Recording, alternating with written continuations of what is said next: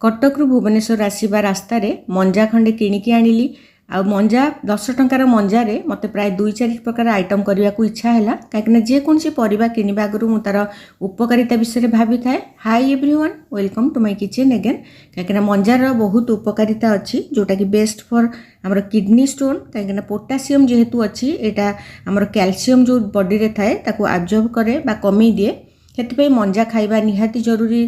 केरल रे बहुत आपण मैंने जानी से मैंने मंजा को यूज करती किडनी स्टोन न होगापाई। तेणु मुझे 10 टंका दे खंडे मंजा आनी, खंडे तो आगुरी करदे आ खंडे रखी जोटा कि मुझे रायता करी बोली भाविली।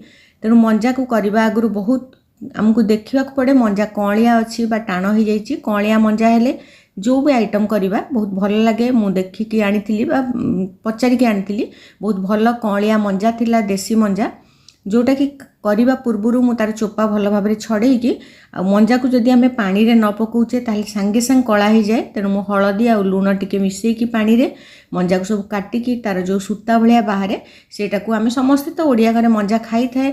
तेणु मंजार से सूता न काढ़िले सेटा खाइला बेले पाटिरे लागे भल लागेनी। सब भल भाव काढ़ी देकी ताको मु 5 मिनिट पई हलदी आ लुण पानी रे पकई देइथिली। सब परिबा आम किणिकी आनला परे हलदी आ लुण पानी रे बा सोडा देकी पानी रे पकेइबा दरकार। एटा गोटे प्रकार टिप्स, कहीं आम कोरोना बेले एते डर हो जाइए परिबा माध्यम रे बहुत कोरोना भाइरस भी आसूला, से सबू परिबा को आम हलदी आ लुण पानी रे पकईकी खाइबा दरकार। मुझे मंजा को पकई देइथिली हलदी लुण पानी रे, तापर ताको छाणिकी छोट छोट खंड करी जो साइज रे चाहिए आपण माने काटिदेवे। कहीं रायता कला बेले आम ताको निश्चय छोट छोट खंड करिकी करिबा। देखंतु केते कलिया अच्छी मंजा।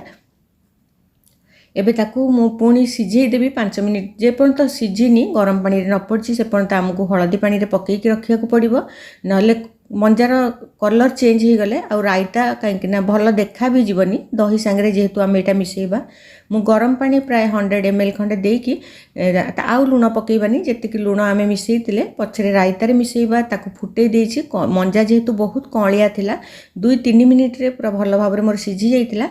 तापरे मु ताकू गोटे छणा रे छाणी देइतिली। एबे पूरा ठंडा करबा को छाणी दबा।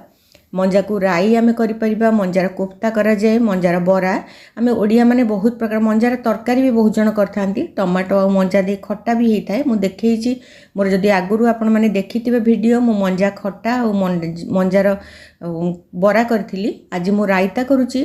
दही मु नेइची 150 ml रो भल भाव गोळेई देला परे एथिरे चाट मसाला आधा चामच, लुण आधा चामच, 2टा कंचा लंका काटिकी दबा, टिके धनिया पत्र काटिकी दबा, अदा टिके मु जो अदा देइछि एटा हला मोर आंब अदा और साधारण अदा भी दे पारिबे, किंतु आंब अदा टिके भल फ्लेवर आसे कंचारे ऐड करले। ताकू भी कोरिकी आमे ऐड करबा।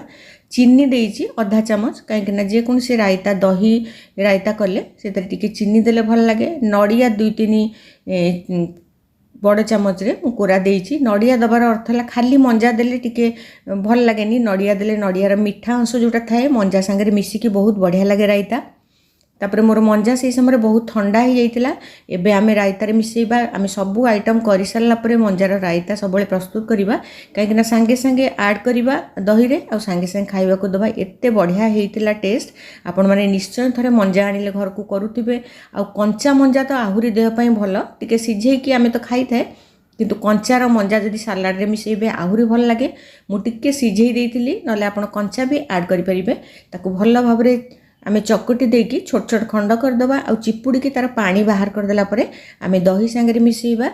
आ एमती भी सीधा सांगे सांगे आपण खाई परिबे, किंतु मु टिके ताकू छुंक देइछि। छुंक देबा केति सेमती जरूरी नुहे, खाली फ्लेवर आसीबो बोली मु ताकू टिके देइछि। नले एमती सीधा र आमे एमती दही रे मिसेइ देकी जेमती आमे सलाड खाउचे सेमती खाई परिबा।